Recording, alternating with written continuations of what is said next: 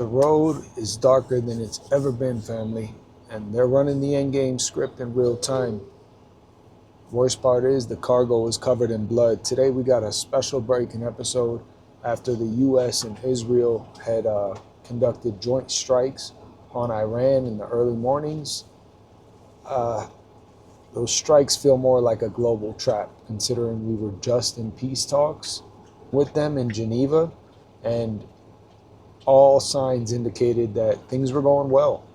Iran actually went above and beyond in reciprocating the peace, actual diplomacy. They were willing to bend to our whims and give us exactly what we wanted, no nuclear program, etc. So this is kind of feeling more like a global trap that we're all getting sucked into, you know? Pete Hegseth, the head of the Department of War, is calling it Operation Epic Fury. I heard a couple people calling it Operation Epstein Fury, which was pretty funny. But more or less, it looks like a pre-planned plunge into the abyss. It looks like we're all heading into the darkness. So I hope that I can be a light for you guys in stressful, tough times like this, and we can endure together. Trump announced last night that the mission was a total success. Sources state that the Ayatollah's compound was targeted and leveled at 2:30 in the morning our time, while everyone was sleeping, claiming the lives of not only the supreme leader, which was questioned at first, but since has been confirmed by Trump and multiple other sources. They also took out the defense minister and at least 40 members of the Iranian National Guard, or the IRGC, including the top two commanders. So it was a blitzkrieg if I've ever seen one. And I guess they decided to return the favor in many ways. The worst of all, at least from an economic standpoint, was that they destroyed a massive $1.1 billion advanced radar system with a $10,000 Shahed drone. And that's embarrassing, to say the least. It was reportedly vaporized in the opening minutes of the attack, so they clearly had it on their maps. They were ready, and they knew where the meat was. They were hungry. You know, they knew. They had an idea this was coming, and they had their targets pre-planned. And then there was the heartbreaking massacre in Minab, which is a small town or a city in Iran, where our greatest ally, you know, the most moral army in the West, decided to bomb an all-girls elementary school in southern Iran. And for those of you who don't know, Iranians go to school from Saturday to Thursday, which is why they were in school. And there's claimed to be over 100 dead girls, 100 dead little girls, because that's what normal people do. And here, you can check this video out. People climbing through the rubble, trying to find any survivors.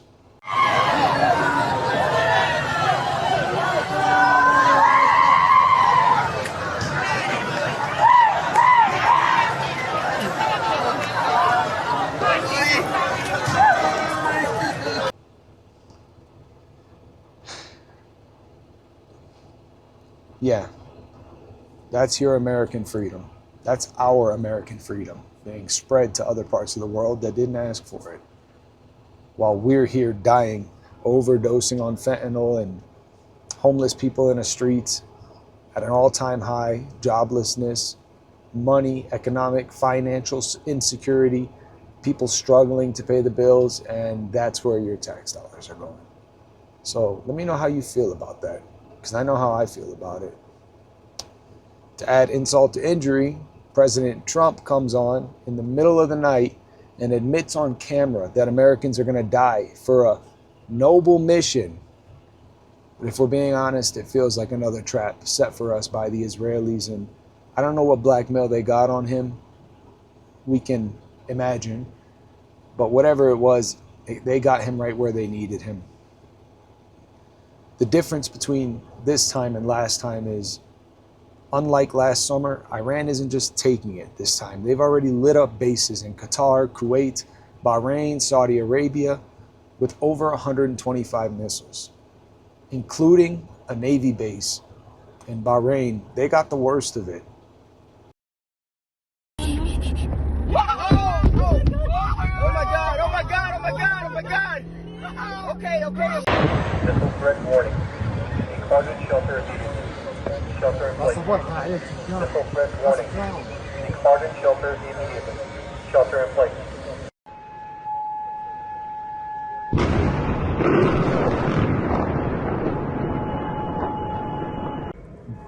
Bro. Oh, oh, oh, oh.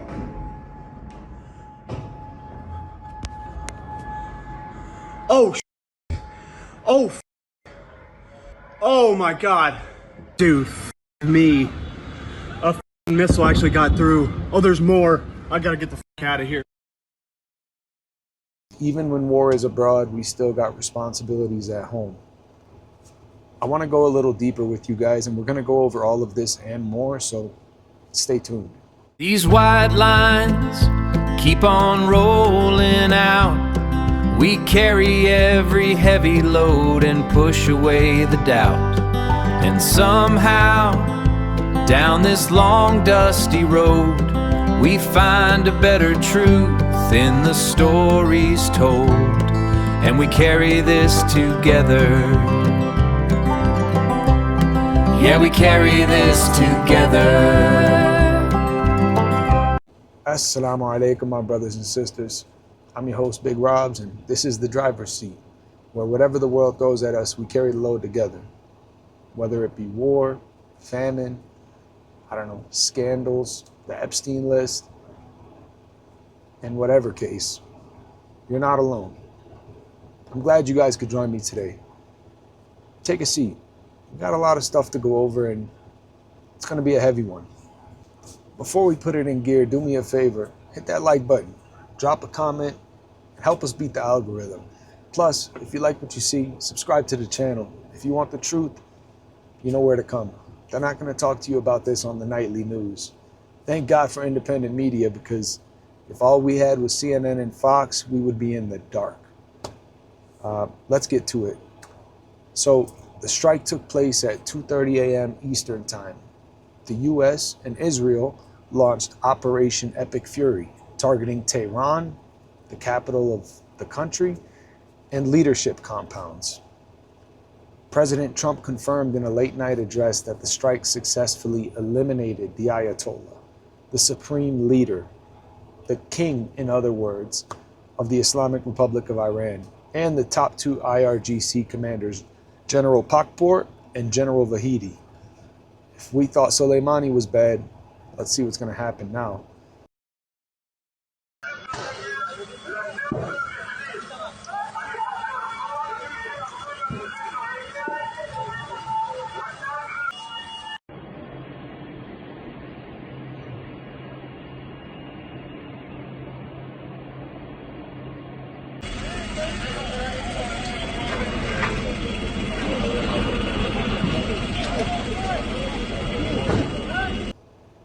And it looks like the leadership of the IRGC as well as the Ayatollah weren't the only targets. During active school hours, an Israeli airstrike hit an all-girls primary school in Minab. According to Iranian state media and the governor of Hormozgan, excuse me if I pronounced that wrong, at least 85 girls were killed, with some reports climbing as high as 115 fatalities. That's not even bad when you look at the amount of bloodshed that's going to be coming from this war as a whole. In any case, Iran responded instantly with Operation True Promise 4, firing over 125 missiles and launching drones, pounding the U.S. Fifth Fleet in Bahrain and Al Udeid Air Base in Qatar. So they got their lick back. Trump's address confirmed major combat operations and explicitly stated that the lives of courageous American heroes may be lost, including you, me, your brothers and sisters, my brothers and sisters. And I know that's a lot to take in, but family, they finally did it. We all need to realize this. While we were sleeping, while most of the world was sleeping at 2:30 in the morning, the powers that be decided to light the fuse on a powder keg that we might never be able to put out. The U.S. and Israel had begun what they're calling Operation Epic Fury. And Trump took to the podium last night to announce a total victory. He claimed the mission successfully wiped out the entire top tier of the Iranian government. Flip the table and imagine that was the US. Entire top tier wiped out. Where would we be right now? Their people, we're people. Let's not forget that. According to his statement, the Ayatollah himself, the defense minister, and the IRGC have all been killed. To make sure they couldn't see it coming, sources state that they took out a lot of the radar systems in the country first to kind of blindside them. And Iran returned the favor by destroying the biggest radar installation we had in Kuwait. Well, it looks like that's what you call an eye for an eye. But they want us to believe this makes the world safer. But all it does is ensure that there's no one left to talk to but the people following orders and pushing launch buttons. And if that's all we have to talk to, this is a losing game. But forget that for now. Let's talk about the collateral damage. The propaganda machine wants you to ignore it. While the media talks about precision, the reality on the ground is sickening. If an all-girls elementary school was directly targeted by the most advanced military in the Middle East, think about who else they're coming after next. These little girls were in their classrooms, probably just trying to learn when literally the sky fell on them. And according to the governor, the death toll is still in the air. It could be as high as 250. And that's just sick. Apparently, this is what defense looks like in 2026. And don't think for a second the world is just going to watch. Iran has already begun retaliating. Sources state that the US bases in Qatar, Bahrain, and Kuwait are currently under fire from heavy missiles up to this point, and it's been almost 24 hours. The man at the top isn't hiding the cost anymore either. Trump looked into the camera and told us the truth, even if he tried to wrap it in a flag. He admitted Americans are going to die in this. Here, look for yourself. Some of you may die, but it's a sacrifice I'm willing to make. The lives of courageous American heroes may be lost, and we may have casualties. That often happens in war. Did you hear that? He's preparing us for the body bags before the smoke is even cleared. And he's telling our heroes that they need to die for a noble mission. But we know better, Israel. And when you see the blood of 100 little girls on the floor of a classroom, you got to ask yourself, is this really about safety? Huh? Or is it about a global script that requires the West to burn, the US to burn, for you to suffer and me to suffer, as well as people on the other side of the world? That's just not a price that we're all comfortable paying. At least I can speak for myself. Your gas prices, your supply chains, and the lives of your neighbors in uniforms are all being gambled on a high-stakes play for power, and they want us distracted and compliant. But they've lost because we see the gears turning. And if we are to come together, there's nothing that can stop us from making wrong right, because it's too often we forget the power's in our hands. So, that's all the freight for today, family. It's a heavy load, and my prayers go out to those innocent children and the families caught in the madness, both in Israel and in Iran. I'd love to hear from you in the comments. What part of today's report hit you the hardest? How do you think this war and the bombing of that school is going to affect your day-to-day life? Do you think the retaliations will reach our shores or maybe our children's schools? And thanks again for riding shotgun with me. Remember, no matter how heavy the world gets, we carry the load together. I'm your host, Big Robs, signing off from the driver's seat.